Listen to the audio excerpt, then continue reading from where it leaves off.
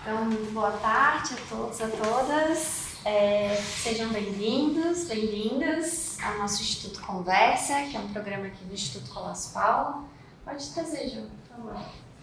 Obrigada. Obrigado. Que é um programa que recebe pesquisadores, autores, né, enfim, e o público para conversar sobre os temas que tangenciam aí os temas das nossas exposições, que nós apresentamos aqui no Instituto Colosso Paulo. E hoje nós recebemos o pesquisador, conferencista, professor universitário, autor de muitos livros, Raul Antelo. Muito obrigada pela presença novamente, né, Raul, aqui no nosso programa, na nossa casa. La rentrée. Temos um momento de conversa agora com o Raul e logo o lançamento do livro, que é o nosso primeiro livro impresso com o selo editorial da casa, que é Rodrigo Diário e Ópera do Mundo, um livro totalmente patrocinado pela Prefeitura de Florianópolis, Secretaria do Turismo, Cultura e Esporte, Fundação Cultural Florianópolis, Franklin Cascais, por meio da Lei Municipal de Incentivo à Cultura, dentro do projeto cultural, com apoio da IBAGI, Cassol, Softplan Urbana, Corporate Park e Paradigma Cinearte. A distribuição será gratuita e vai ser feita na Sala Ópera do Mundo, que é um espaço na exposição, dedicado aos 25 desenhos que são do Rodrigo Diário e que o Raul Antelo analisa nesse livro. Então, só para comunicar a vocês, o nosso programa é gravado. Ao final da fala do professor, nós abriremos para uma conversa com o público. Quem tiver interesse, levanta a mão, a gente leva até vocês o microfone para ficar melhor, né, a audição. E mais informações sobre os nossos programas, nossas exposições e atividades vocês encontram nas nossas redes sociais e no nosso site, que é institutocolosspaulo.com.br. Desejo uma ótima tarde, uma ótima conversa e muito obrigada por falar conosco. Obrigado, Francine, obrigado, Marcelo, pessoal do Instituto, por terem viabilizado esse projeto. Acabo de folhear o livro, achei muito bonito. Gostei da solução dos desenhos em páginas acinzentadas, acho que deu até maior destaque aos trabalhos. Então, de parabéns. O papel fosco, outra coisa que eu apreciei. Vou me ater um pouco a um texto base que preparei para não me extraviar em associações infinitas. Impostar a voz, porque me dizem que não havendo microfone, talvez não se escute lá no fundo. Se ouve lá no fundo, nesse tom, o mais alto ainda deverei falar. Assim, bom, vamos falar para as futuras gerações.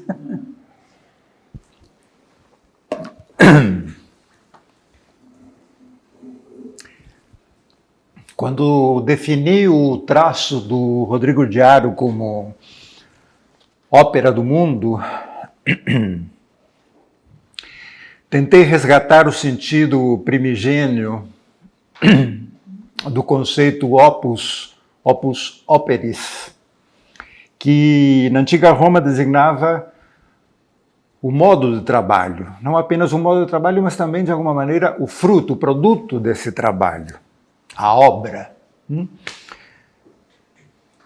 É um conceito do qual derivam outras que usamos corriqueiramente na nossa língua cotidiana. Operário, que era em Roma o opfifex. A própria função, encargo, a encomenda que esse trabalhador recebia, que era chamado de officium, o nosso ofício. Mas esse conceito opus acabou derivando, criando um outro feminino, ópera, que designa a atividade, mas também, simultaneamente, o cuidado, o esmero com que se realiza uma determinada ação. Mas eu gostaria de esmiuçar um pouco que outras conotações podemos encontrar nesse conceito de ópera, a opera mundi. Opus, a palavra original de ópera, o próprio conceito de obra, são conceitos que provêm de uma remotíssima raiz indo-europeia, op, que vai dar palavras tão corriqueiras como opíparo, ou seja, alguém que comete um almoço muito generoso, lauto, carregado, né? Que requer toda uma obra para ser digerido. Vai dizer, o que precisamos fazer quando temos qualquer digestão copiosa, ou seja, que cópia, como acúmulo, como riqueza, como um elenco infinito de possibilidades, não só provém dessa base, mas evoca um trabalho de mimese, porque se o copioso, a cópia, é um acúmulo de objetos, esses objetos só podem existir no desenho, nas artes plásticas, pela via da sua reprodução, isto é, da sua mimese. Em suma, que quando tratei de fixar o conceito de ópera, pensando no traço de Rodrigo, não deixo de pensar numa colocação em série. Todos sabemos que em música, opus designa justamente a possibilidade de catalogar e numerar. Opus 1, opus 2, opus 500. Tirando Mozart, todos têm opus. Colocar em série um trabalho. Colocar em série implica encontrar correlações entre esses elementos que conformam uma série horizontal, digamos assim. Tanto o opífex, né, o artesão, o trabalhador manual, o operário, quanto o officium, remetem a essa função ou dever. Ou seja, que o trabalho está vinculado a uma colocação em série, a uma correlação de valores e a uma demora. Me interessa particularmente isto.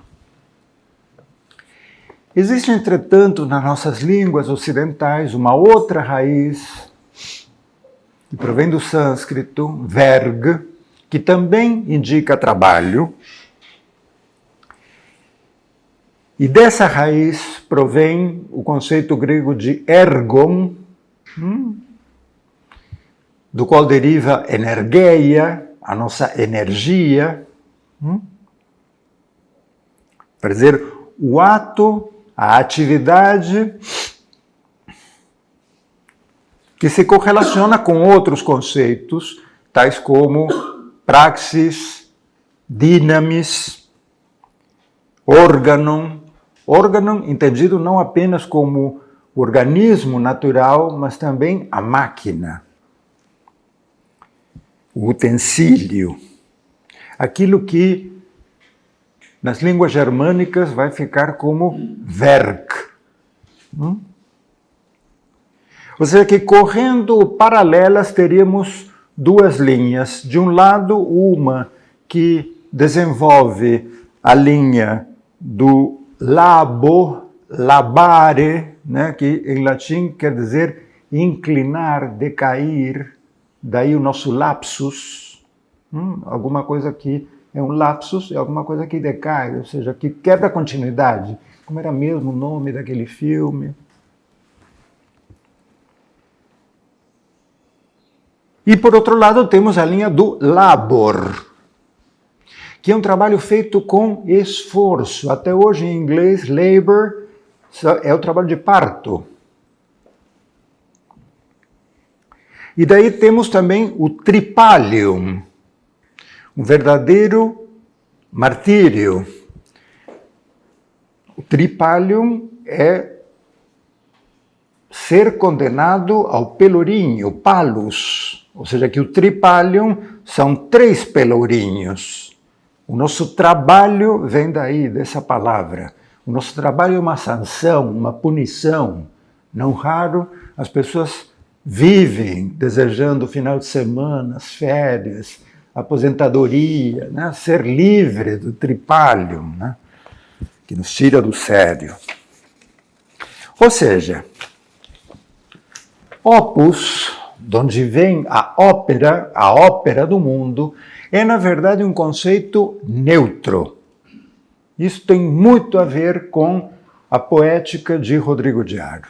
Ele constantemente menciona que não quer optar entre A ou B, entre certo e errado, esquerda, direita, etc, etc. Sempre a questão do neutro é um motor, é um norte das escolhas dele. O plural de opus é ópera. Mas daí se criou uma outra palavra, uma palavra feminina, como dizia ópera, que passou a designar um gênero musical, que teve o seu apanágio, o seu apogeu, o seu esplendor no século XIX. Teríamos que fazer uma ressalva quanto ao conceito de ópera. Ópera, sendo neutra, é como outros conceitos, cura, studium, são conceitos que se opõem, que se contrapõem ao otium. Vai dizer que a ópera do mundo é, de alguma maneira, alguma coisa que se opõe ao ócio. Ou seja, que há uma vontade irrefreável de obrar, de operar, de produzir, de levar adiante, que é isso que quer dizer produzir, puxar para frente. Em resumo, que ao denominarmos o trabalho de Rodrigo de Haro de opera mundi, acabamos inscrevendo o traço em oposição ao ócio, como um cuidado, como um empenho, porém sempre distante da mimese. Rodrigo não é um artista mimético, não é um artista naturalista. A sua família é outra, a sua família é tardo-romântica, a sua família é simbolista. Não há nada na obra dele da inoperância dos vanguardistas, daquilo que alimentaria filósofos contemporâneos como Jean-Luc Nancy. Esse seu caráter operoso, digamos, se manifesta não só no trabalho plástico, mas também no trabalho sonoro, no trabalho verbal, dele escrevendo, dele como poeta. Uma ópera, a ópera do mundo. Mundos. Quando digo mundos, digo cosmos, digo alguma coisa organizada. Daí a nossa cosmética nos organiza o rosto, põe ordem no rosto, a cosmética. Ou seja, que mundos é alguma coisa organizada. E, no entanto, usamos a expressão muitas vezes para marcar o nascimento. Veio ao mundo. Rodrigo de Haro veio ao mundo em Paris. Veio ao caos. O que é o mundo, senão, pelo contrário, o nosso mundo contemporâneo, senão um caos. Nas línguas germânicas, mundo, Word, Welt, remetem à duração da vida. Tanto que o conceito de old, em inglês, remete ao vetusto. Está vinculado a essa origem, vem daí. Ou seja, que a ópera do mundo é, de fato, algo muito antigo. Rodrigo não está desenhando o mundo de 1970. Está, anacronisticamente, ensamblando supervivências de um mundo de outrora, já desaparecido, que, entretanto, interage com esses restos atuais.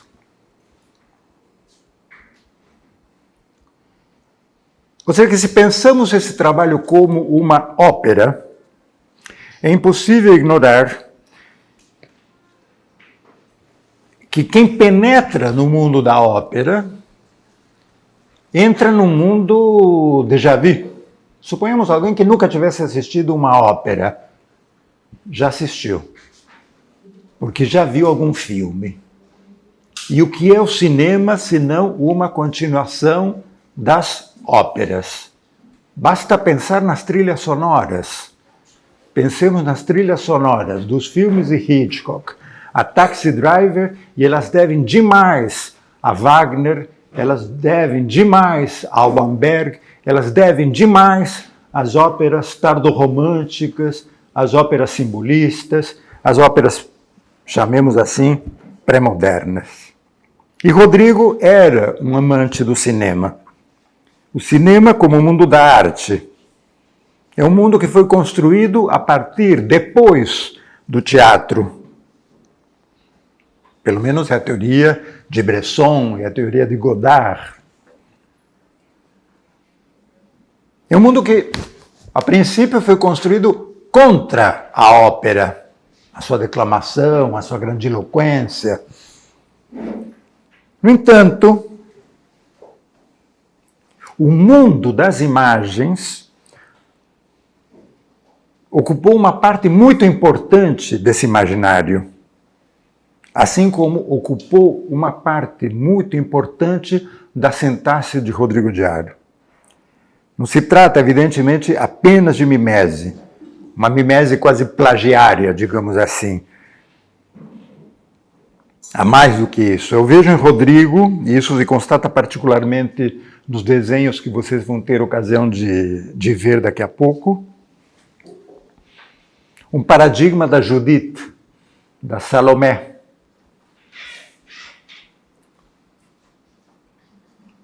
Salomé é uma heroína cultural. A proeza de Salomé consiste em saber jogar o oitavo véu, criando um ponto de intensidade em que se condensa o máximo de passado e o máximo de futuro. Vai dizer, aquilo que acaba de acontecer, aquilo que pode vir a acontecer, mas não necessariamente o que está acontecendo agora. Salomé é uma peculiar fórmula de patos, como a chamaria Aby Warburg, em que já o velho Nietzsche buscava aprofundar sua definição de mito, depois justamente de romper com Wagner. Mas muito antes dele, São Jerônimo, o padroeiro dos tradutores, propôs no século IV uma equivalência latina. Salomé significa pacífica. Isto porque o nome Salomé proviria de uma raiz hebraica, shalem, que quer dizer são e salvo, equivalendo à integridade e à plenitude, em contágio com shalom, a paz, e também com o verbo shalam, substituir. Ou seja, que Salomé é a rainha das substituições. Ou seja, Salomé é um travestimento. Salomé é uma máscara.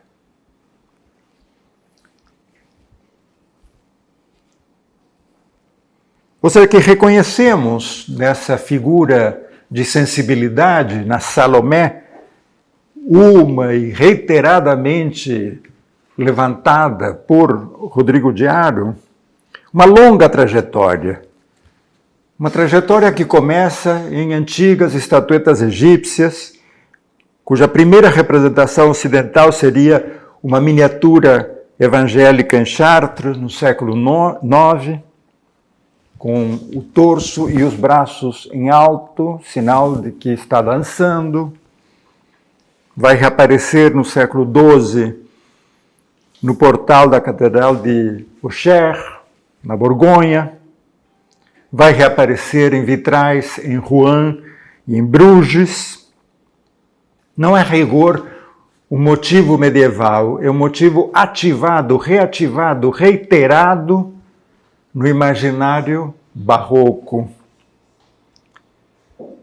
Luini, por volta do 1500, Tiziano.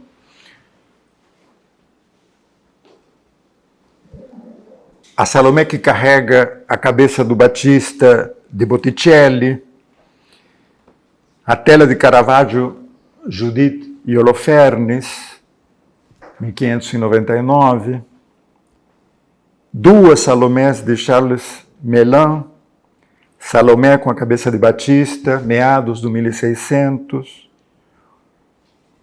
a Salomé com a cabeça do Batista, do Guido Reni. Só no Museu do Prado tem 14 Salomés. Por isso, Rodrigo de Haro, num poema intitulado Ariel, que está em Lanterna Mágica, o volume octogenário, diz: meus trabalhos se renovam, minhas tarefas sem fim. Tudo sempre recomeça. Ao alcance dos meus dedos já me foge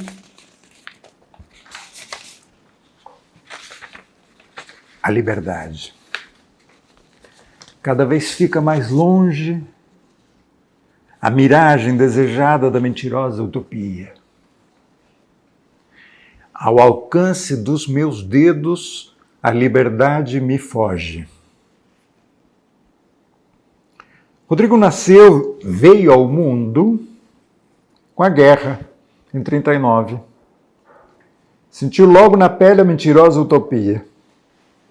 O que nasce em 39, e que só há de se materializar muito mais adiante, não é a modernidade como sinônimo de autonomia. É o mundo do liberalismo, que não é uma reserva de liberdade. O mundo do liberalismo é uma busca de controle. Ou seja, que ao avaliarmos essa ópera, a ópera do mundo de Rodrigo, não fazemos nenhum favor em vê-la como humanista. O próprio conceito de humanismo pressupõe uma tarefa, um tripalium, um castigo, uma punição, porque nos submete à liberdade ao preço de restringir nossas opções pela via da normalização. Algo, evidentemente, que aqueles que conheceram Rodrigo, e não são poucos nessa sala, certamente hão de concordar comigo que ele não estava em condições de aceitar. Até 1968, a utopia descansa de fato na forma jurídica. Mas daí em diante, é a relação entre os corpos, aquilo com que se opera ou não se opera, que visa, pelo contrário, mudar o estatuto simbólico. Mas isso não quer dizer que a polis não mude de per se. O mundo contemporâneo é também um mundo sem subjetividade. Basta pensar na inteligência artificial. Nos cerca por toda parte. Rodrigo era fascinado pelas lanternas mágicas. Uma das cenas originárias dele era, a meu ver, Jean-François de Gallup, Conde de la Pérouse, projetando sombras chinesas na Praça 15, no final de 1785. Não interessa se a cena é concreta ou se foi fantasiada por Rodrigo, isso não tem a menor relevância. Em todo caso, a cena remete à sua opera mundi. Ela não é, como em Bergson, uma questão de lembrança. O esquecimento é contemporâneo da percepção e do presente. É indispensável esquecer, não lembrar. Todo presente contém, assim, uma parte de não vivido. Aquilo que permanece não experimentado em toda a experiência. É, portanto, o lapsus e não o ops, o trabalho, é o lapso, o que falta, o que foi apagado, aquilo que choca, o que em última análise dá forma, dá consistência à subjetividade. E é aquilo que em última análise dá uma garantia à tradição histórica, os fantasmas. Como diz o poeta espanhol medieval Jorge Manrique, nas Cópias da Morte de seu pai, século XV, poema que é também uma epígrafe da Lanterna Mágica de Rodrigo, 6 séculos depois. Pues, si vemos lo presente, como en un punto se es ido y acabado, si juzgamos sabiamente, daremos lo no venido por passado. Por isso a contemporaneidade foi para Rodrigo, e ela é para todos nós, de modo geral, sempre uma categoria tão elusiva. Toda vez que a gente quer pegá-la, ela escorrega. Ela é elusiva porque a copresença com o próprio presente pressupõe, ao mesmo tempo, a experiência de alguma coisa não vivida e a lembrança de alguma coisa barrada, rasurada, esquecida. Isto é, a forma de um passado no futuro. Mas atenção! A Opera Mundi não consiste em resgatar uma origem. Uma origem que é sempre inverificável. Trata-se de construir uma história. Uma história que é ao mesmo tempo finita e impossível. Impossível de totalizar. Não toda por definição. Ter escrito seus desenhos, que nada mais do que isso é este livro, num exercício de coautoria póstuma, é uma prova do caminho circular. As imagens geram conceitos tanto quanto os conceitos inspiram imagens. No seu ultimíssimo livro, acaba de sair esse mês, Silvano Santiago, o livro se chama O Grande Relógio, a que horas o mundo recomeça. Silvano Santiago faz essa ponte, digamos, entre Marcel Proust e Machado de Assis.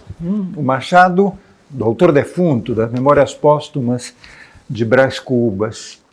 E a experiência de produzir o livro não deixa de, vira e mexe, se defrontar com o mesmo problema. O problema detectado por Nietzsche, retomado por Foucault, o que é um autor? Teorizado por Roland Barthes, a morte do autor. Quando eu entreguei o texto desse livro, eu optei por uma composição à la Gallimard, clássica. O PDF se chamava Rodrigo de Haro, Desenhos. Bem Paul Valéry, Variété, né? Desenhos. E depois vinha meu ensaio, que se chamava Rodrigo de Haro e a Ópera do Mundo, embaixo, Raul Antelo. Quando recebi o livro, constato que os leitores, que são coprodutores, os colegas do Instituto, acharam por bem inverter a ordem. Ou seja, que o livro que vocês vão ler se chama Rodrigo de Haro, Raul Antelo. Ou seja, primeiro o título, depois a autoria, como se fosse um capítulo de livro ou um paper, um volume maior, etc, etc. Ou seja, que o mínimo que podemos, e somos obrigados a nos perguntar quando nos deparamos com um livro, porque para todos os efeitos cumpre com os requisitos de um livro. É um paralelepípedo de 200 páginas. Mas afinal, de quem é o livro? Quem é o autor? E é justamente isso que não se pode responder. porque são os 25 desenhos do Rodrigo colocados por mim numa determinada série. Eu poderia ter escolhido outra série, por algum motivo eu escolhi essa seriação, e a partir dessa seriação eu fui montando um relato, né, com os textos que fui escrevendo a respeito de cada uma dessas imagens e com uma reflexão sobre o todo, sobre o conjunto do que seja o desenho, que é o ensaio preparatório, o ensaio introdutório. Essa minha apresentação hoje nada mais é do que uma metadiscursividade, ou seja, tudo isso que permitiu que o livro existisse, meu encontro faz meia hora com o livro como objeto, detona tudo isso que estou lhe dizendo. Espero que a experiência de vocês se defrontarem com o livro reanime, reavive outras tantas associações. E estou à disposição para o que vocês queiram manifestar.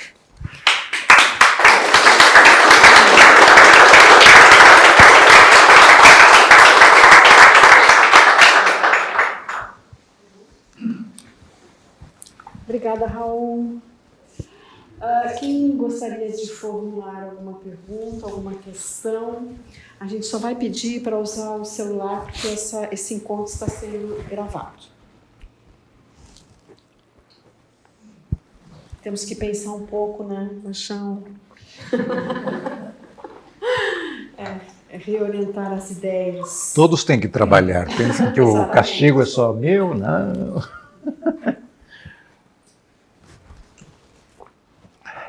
Não precisa só falar. Raul, só vou começar porque eu sou como a Sandra, eu fico muito aflita quando ninguém... é a obrigação da professora. Mas eu estava esperando que tu levantasse. Então, estamos empatados. Quer falar? Não. Então tá. Raul, todo opus resulta em corpus, né? E esse livro é um corpus. É uma conversa, como tu falas, póstuma entre tu e o Rodrigo. Tu queres falar um pouquinho sobre essa questão do corpus? Porque o corpus é o resultado do opus, né? Poderia desdobrar isso um pouquinho? Porque o corpus é a ópera, mas é a ópera materializada, né? A ópera seria um conceito, uma noção, e o corpus é o resultado, né? Seria aquilo que Deleuze chamou de bloco. Podes falar um pouquinho sobre isso? No caso específico do Rodrigo, eu diria que o corpo se reduz à cabeça.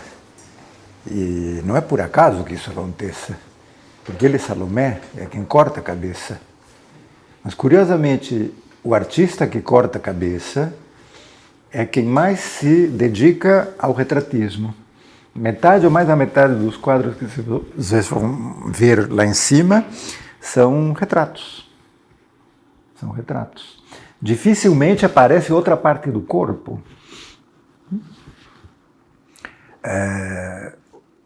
E está aí um paradoxo.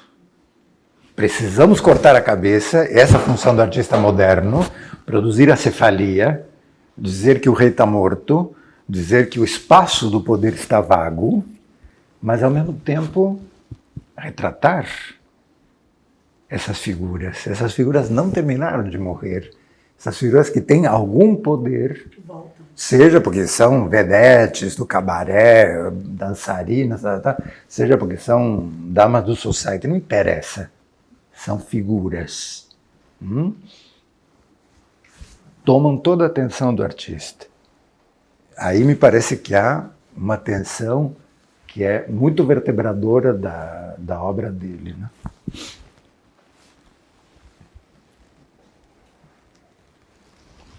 Nenhum espaço para coprologia, né? Pensa que isso era comum em artistas contemporâneos dele. Mas nada disso atraía o Rodrigo, né? Bom, Raul, parabéns, né? Como sempre, brilhante.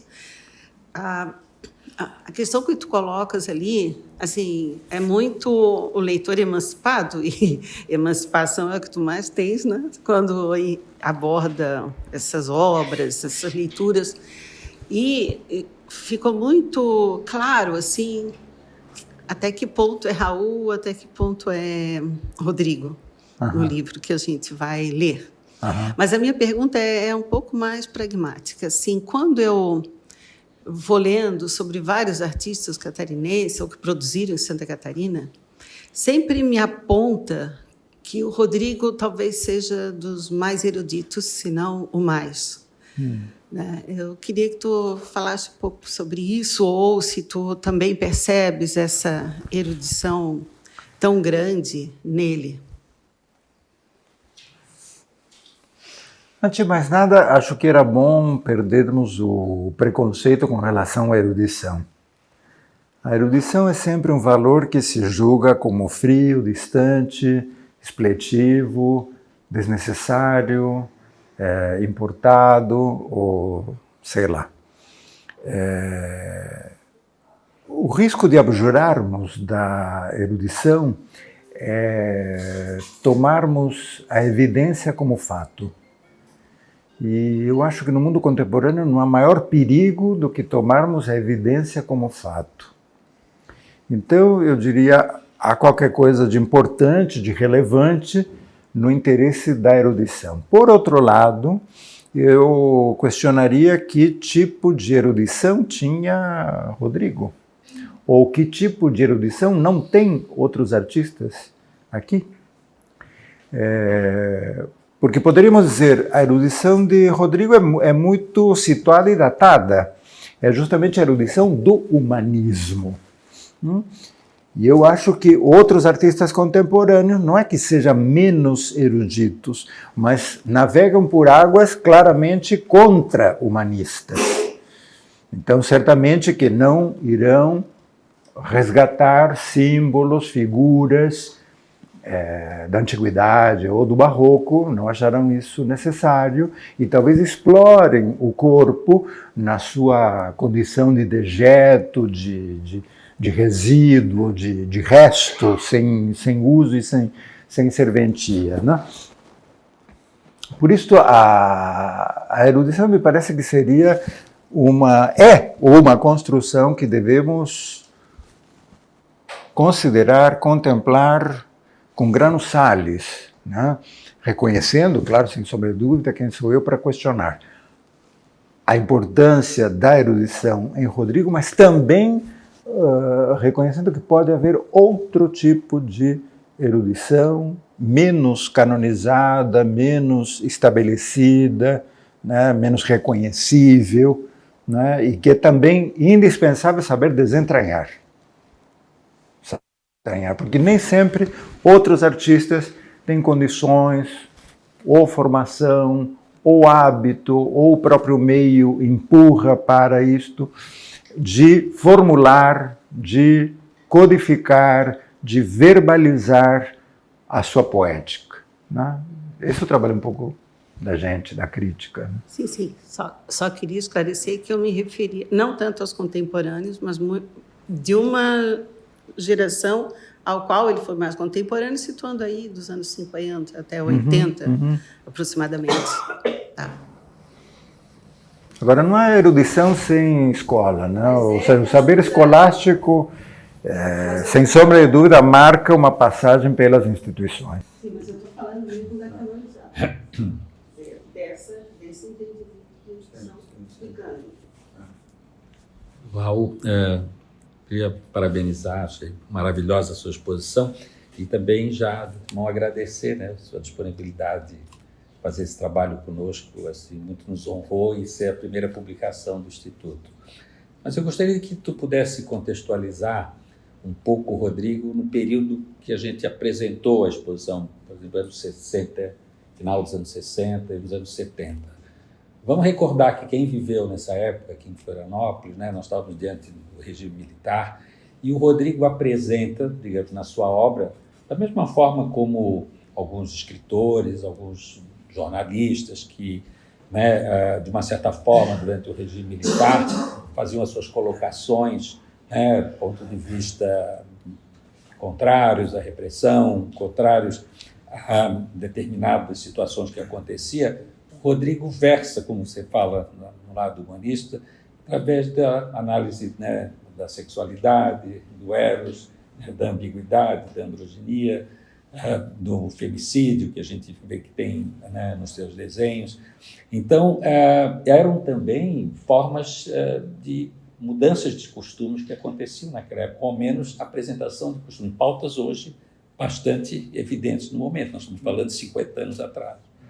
Então, eu gostaria que você analisasse sobre esse aspecto também, né, de um artista que se utiliza, digamos, dos seus recursos, que são a pintura, né, para também, digamos, estar dentro, digamos, dessas mudanças de costumes que estavam acontecendo, né, num período no Brasil naquela época. Né?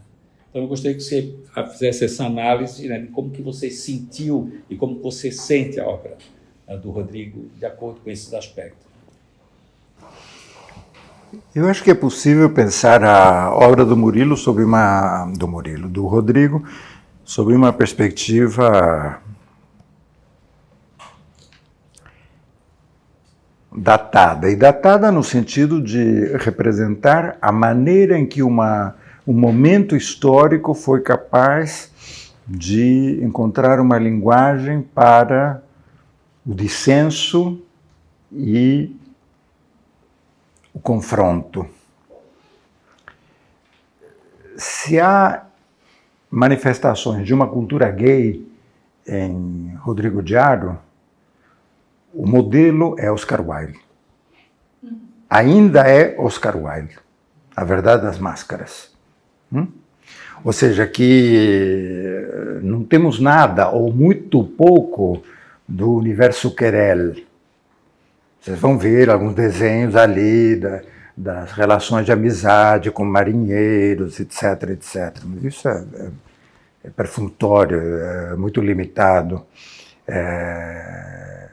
E muito menos do universo Andy Warhol, que é rigorosamente contemporâneo. Mas isso marca a diferença entre Nova York e Florianópolis. Não poderíamos pretender outra coisa numa cidade que muito lentamente ia acordando para o debate contemporâneo. Então, nesse sentido, marca uma ausência, digamos, estas relações de gênero, não necessariamente inseridas na representação e na mimese, foram uma absoluta ausência no Grupo Sul, considerado a linguagem da modernidade local. Nada disso entrava ali. O conflito era dicotômico, dialético e social. Não havia outro conflito. Então, Rodrigo usar o próprio corpo, o excesso, a bebedeira, as amizades com os marinheiros na taverna de Pocahontas, etc, etc, etc, como tema da sua obra, sem sombra de dúvida, é um passo adiante em relação a uma sobrevivência dos Virgílio Várzea da vida. Mas aí aparecem os problemas, né? Ou seja, como colocar no mesmo patamar a linguagem do Rodrigo quando os debates, sei lá, Grupo Rex ou sei lá o que, em outros espaços, mesmo no Brasil, estavam tratando de outras questões já com alguns passos à frente. Então, isso, na verdade, incide, reforça a ideia da complexidade de entendermos qualquer momento histórico. Ou seja, é impossível você tomar uma categoria e imaginar que depois da Segunda Guerra todos entramos por igual numa mesma lógica de produção, válida para Helsinki ou para, sei lá, Lages, porque isso não é verdade. Isso não é verdade. Então, temos que ser o suficientemente sutis como para poder trabalhar o sim e o não, o positivo e o negativo dessas questões. Sim, sem sombra de dúvida, algum artista militante gay contemporâneo deve achar uma velharia os escritos do Rodrigo, o imaginário dele, etc, etc. Claro, são 50 anos de distância, 50 anos para um rapaz de 20, hoje é um absurdo, né? Mas insisto, volto à nossa tarefa. A nossa perspectiva, a construção de uma perspectiva passa pela relativização desses valores. Transvalorização dos valores, dizia o velho Nietzsche, né? Bom, é disso do que se trata. É poder olhar com perspectiva. Não colocar o Rodrigo como origem, isso eu acharia lamentável. Né? Está aqui o pai do movimento gay catarinense, ou seja, que qualquer discurso sobre sexualidades alternativas deveria necessariamente se reportar a Rodrigo Diaro. Besteira. Eu acho que por aí não chegamos na esquina.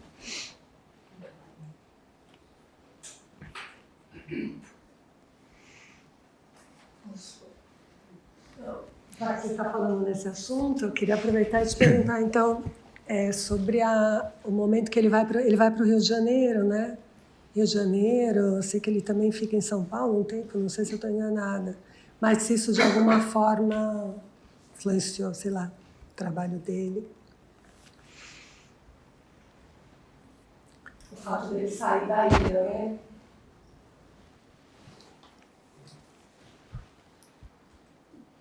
Nada como as margens para reconhecer o centro.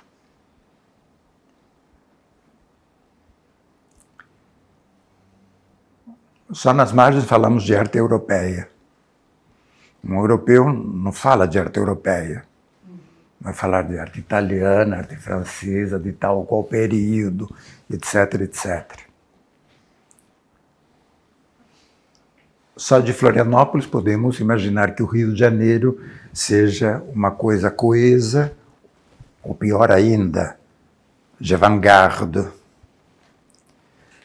O Rio de Janeiro que ele conheceu era uma cidade condenada, era uma cidade que logo deixaria de ser capital do país, ou seja, que já sentia que estava perdendo poder. Só se refugiando num passado, o passado dos modernistas, se encontrando na Livraria São José, tomando um chopinho, no Amarelinho, coisa do gênero, podia ainda fazer um sentido nos anos 60, mas a sociabilidade dos anos 60 já era outra. Quem ditava as regras de transformação de hábitos e costumes eram outros grupos. Então, o fato de ter ido ao Rio de Janeiro, eu diria que não é um choque como se ele tivesse ganho uma bolsa Fulbright e caído em Manhattan. Ou seja, de alguma maneira o coloca numa cidade, sim, muito mais relevante do que Florianópolis, mas ainda presa a um mundo cultural extremamente reduzido, com umas pautas muito estritas, não é? Quando me parece que já nesse momento, anos 60, início dos anos 70, o ritmo paulista estava ditando outros rumos, né? Que nunca foram assumidos por Rodrigo. O Rodrigo podia ir a uma galeria em São Paulo, podia vender obra em São Paulo, tá? Mas o estilo moderno paulista era alheio a ele.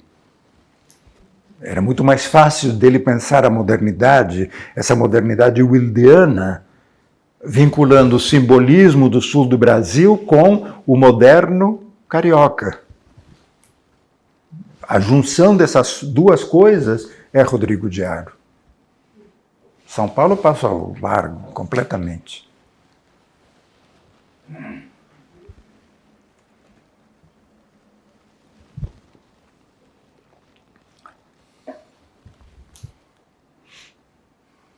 Alguma pergunta? Temos amigos, pessoas que conheceram o Rodrigo, talvez alguém queira se manifestar.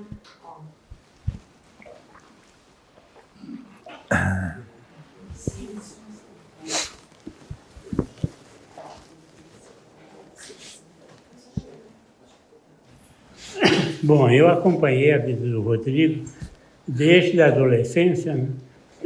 E eu estava no Rio e eu chamei o Rodrigo, né, de Florianópolis para o Rio, saí de Florianópolis em 59 e o Rodrigo ainda estava aqui, né?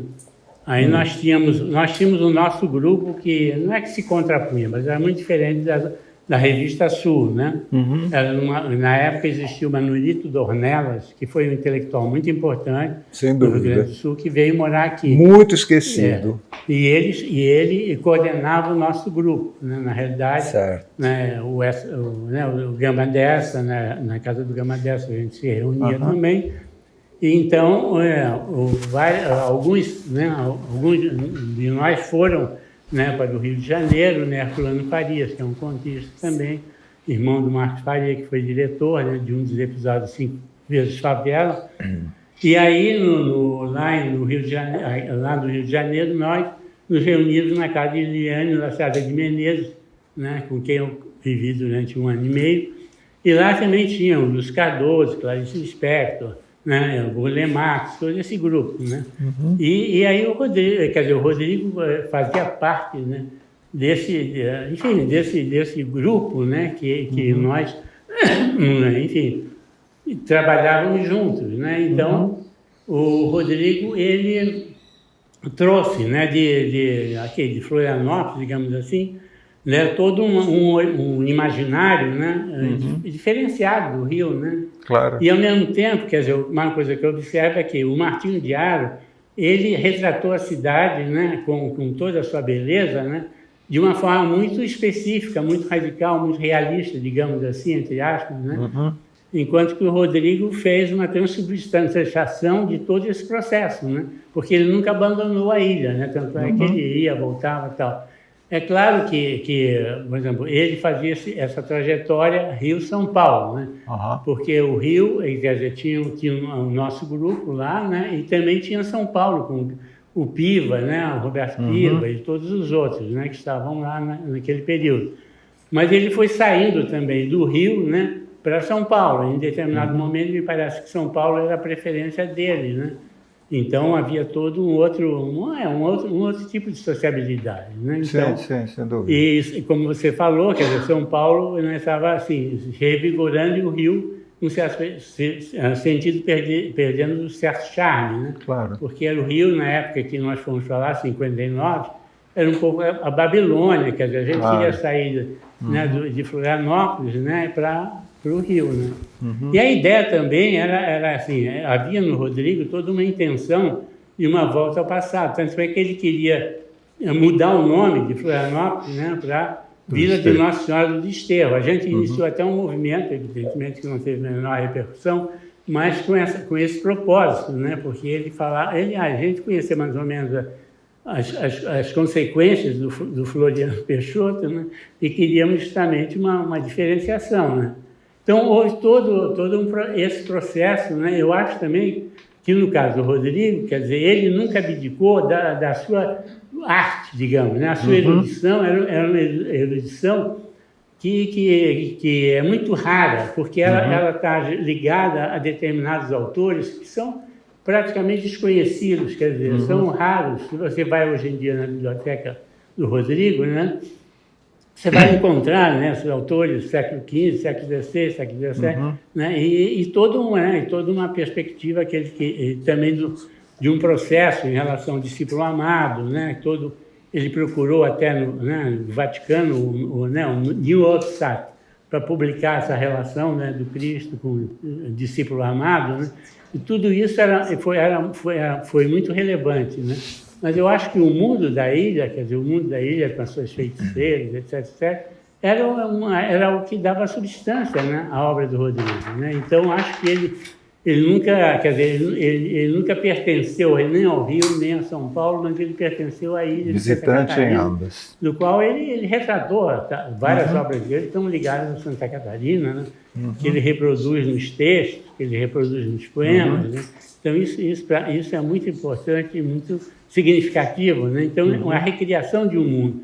E, ao mesmo tempo, quer dizer, na contemporaneidade, não existe nada ligado ao que ele fez, quer dizer, no sentido, me parece, né, do que ele fez, que ele nunca abdicou desse mundo, porque, quer dizer, enquanto havia todo um processo, né, de modificações, com concretismo, neoconcretismo, bababá, inclusive com aqueles intelectuais paulistas, que ele também não era chegado, digamos assim, E ele permaneceu nesse universo, nunca abdicou do seu universo. Eu acho que a grandeza dele é justamente né, esse aspecto, né, de ter esse universo muito, muito próprio, muito intenso, e de não pertencer a uma corrente. Você não, eu acho que dificilmente você coloca... Você pode falar de uma influência, aqui, ali o Caravaggio, aqui, o outro ali, né? Mas não é uma coisa que você possa definir, né? Eu acho que isso é que dá o caráter, né, a grandeza e a originalidade do Rodrigo, né? Então,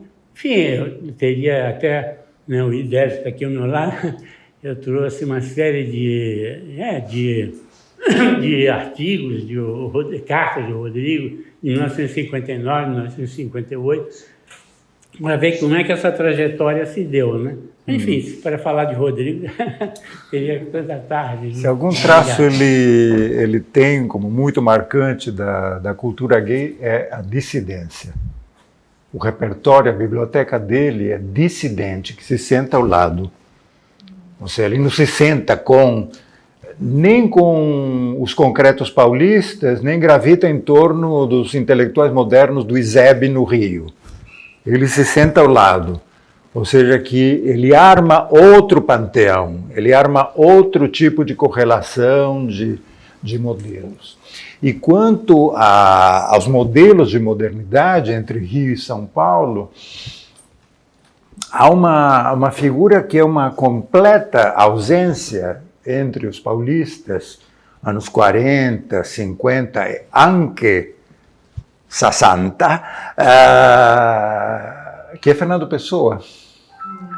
Ou seja, Fernando Pessoa é muito lido no Rio de Janeiro. Jorge Lacerda, diretor do Letras e Artes, tascava Fernando Pessoa, suplemento sim, suplemento não. Em cada suplemento do Letras e Artes, lá iam 5, 6, sei lá quantos poemas do Fernando Pessoa. Não tenho o cômputo na cabeça, mas ao todo, entre 41 e 46, devem ter saído de 50 a 100 poemas de Fernando Pessoa no Rio de Janeiro. São Paulo, silêncio.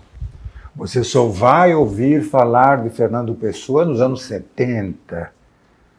Leila Perrone juntando com Lautréamont, ou seja, havia Paris, né? Mas, digamos, essa difusão de Fernando Pessoa, que são as origens açorianas, em última análise, é isso. É Florianópolis na medida em que o casario local o remete ao mundo pessoano, né? Ou seja, que há dois modelos de modernidade, ao meu ver, muito claros, muito antagônicos, né? São Paulo ainda está pensando Paris ou seu sucedâneo, Serge Guilbeault, quando Nova York roubou a ideia de arte moderna, né? Ou seja, o moderno, depois de 45, 50, é a arte que os norte-americanos conseguem roubar de Paris, deslocar o eixo geoartístico, digamos, né? Ou seja, que esse sintoma, esse indício pessoano marca muito do que era o moderno no Rio e em São Paulo. E a dissidência, o lugar onde Rodrigo escolhe se sentar. O Rodrigo preferia o Jorge Lima,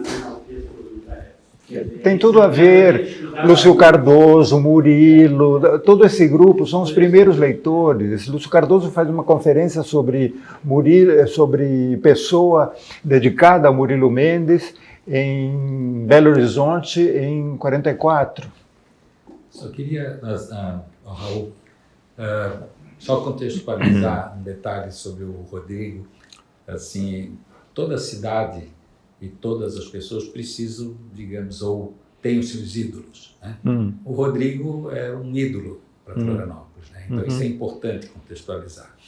Eu acho, como você disse, que, né, o liberalismo não é nada de moderno, como também, às vezes, muitas coisas modernas que eram consideradas modernas, hoje já não são tão modernas, são antiquadas. Eu não disse que não é moderno, eu disse que não é sinônimo de autonomia. Não, com certeza. Há uma diferença. Sim. Eu estou dizendo que o liberalismo é coerção, não é autonomia. Tá. Muito bem, mas Viremos a página. Voltando à página, o seguinte, quando a gente, quer dizer, no passado igrejas velhas eram consideradas coisa velha, destruir mata era uma coisa normal, e hoje a gente está retornando, né, a preservação do patrimônio, nós estamos retornando a preservação das matas como sendo importante.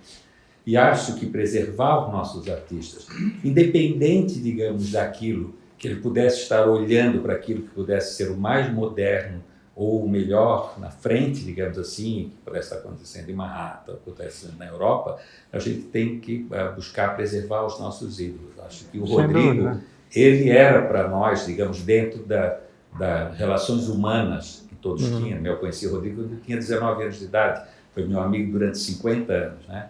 Então, às vezes, não é somente o que ele traz com a pintura, né, mas como ele trouxe como homem, né, como ele trouxe como uma representação para a cidade. Então, acho que tudo isso, ela condensa a obra dele. Né? A obra dele não é só o que ele está expondo ali, o que a gente está colocando, mas sim tudo aquilo que ele representou para a cidade.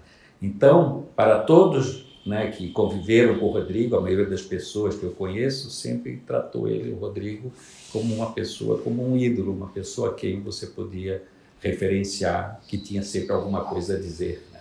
Alguma coisa diferente e alguma coisa a mais. E por isso a gente considerava ele um homem moderno, né? Um homem que estava além, digamos, do seu tempo, né? Que defendia a liberdade de amar, defendia coisas que muita gente tem medo de defender. E o Rodrigo defendia isso desde sempre, desde que era jovem. Então, eu, com esse depoimento, quero dizer assim, que eu fiquei muito feliz com o livro, fiquei muito feliz com a sua presença e acho que esse congraçamento que a gente buscava mesmo no Instituto, que é a obra histórica do Rodrigo, né, com a literatura, né, daquela forma maravilhosa que você expôs no livro. Eu gostaria de agradecer novamente. Aproveite. Vamos aproveitar. Mais alguém? Então, além de agradecer a presença de todos, a presença, a fala de Raul, todo esse envolvimento, essa proximidade agora, né, que se materializa de outro modo, por meio de um livro. Gostaria de agradecer em nome da instituição e convidá-los, então, para a gente viver o momento da sessão de autógrafos. Muito bem. Vamos subir. Mais desagradável.